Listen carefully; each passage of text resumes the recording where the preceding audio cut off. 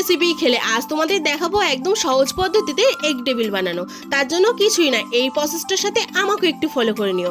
প্রথমেই লোকের চরকায় তেল না ঢেলে কড়াইতে তেল ঢেলে নাও।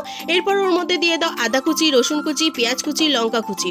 ওর মধ্যে দিয়ে দাও সেদ্ধ আলু, আর মশলার মধ্যে দেবে নুন, আলুর দমের মশলা, জিরে গুঁড়ো।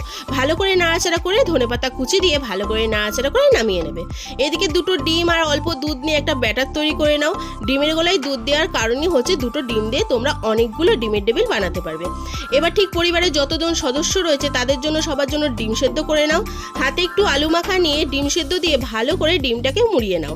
এরপর প্রত্যেকটা ডিম রেডি হয়ে গেলে ডিমের গোলায় চুবিয়ে এরপর ব্রেড ক্রাম্বসে কোট করে নাও। আমি তো বেশি মুচমুচের জন্য ডবল কোট করেছিলাম, তোমরা সিঙ্গেল কোটও করতে পারো। এরপর মাঝারি তেলে ভেজে নিলেই হয়ে যাবে আমাদের ডিমের টেবিল। তোমাদের ভিডিওটা কেমন লাগলো অবশ্যই লাইক করে দিও, চ্যানেলকে সাবস্ক্রাইব করতে ভুলো না। তো আজকের মতন বাই।